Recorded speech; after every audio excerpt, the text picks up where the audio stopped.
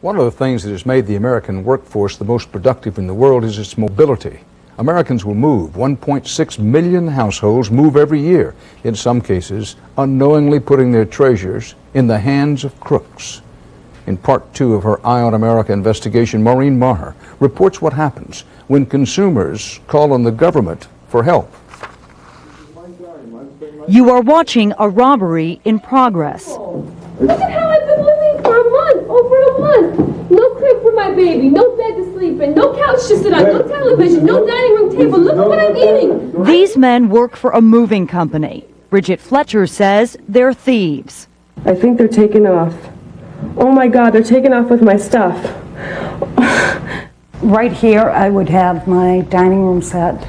Glenn and Rita Ouilette also say they were ripped off by a moving company when the cost of their move skyrocketed from $1,500 to $4,300. I wouldn't want to call it like feeling raped, but you kind of feel that rage. Police say both families got caught in a nationwide moving scam. Companies quote one price, then hike up the final cost by 25, 50, even 500%, refusing to deliver unless the customer coughs up the cash. In the Fletcher's case, the cops caught up with Oshri Cohen and Juan Miguel Aida Garcia, charging both with theft for increasing the cost of the Fletcher's move from $1,700 to $3,500. But both men are part of a much larger FBI investigation into questionable moving companies, many run by foreign nationals. These are our 3 defendants. Queens, New York District Attorney Richard Brown recently busted 2 Israelis, Ronit Mantoza, her husband Daniel, and Palestinian immigrant Morad Elfar, after receiving hundreds of complaints. The trio was allegedly running 5 different moving and storage companies out of this Queens address, complete with coupons and promises of no hidden costs.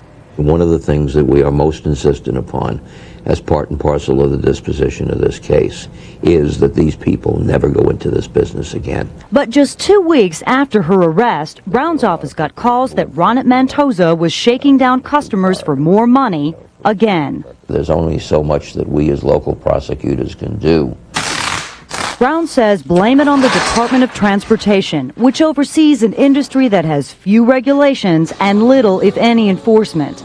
The DOT declined to be interviewed on camera, but issued this statement to CBS News. Although consumer-related issues cannot be our primary focus, we are doing what is practicable given the agency's strained resources. Eventually, Mrs. Fletcher got her belongings back.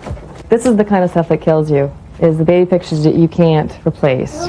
After 7 months, the Ouilettes are still waiting. Are you worried you may never get it back? Yes, yes. And unless the laws change and are enforced, the Ouilettes and thousands of others like them may never see their prized possessions again.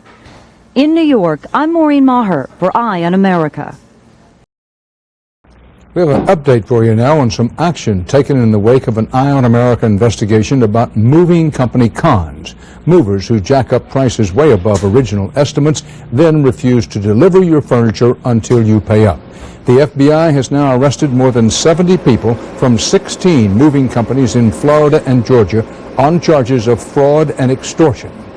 Coming up next on the CBS Evening News.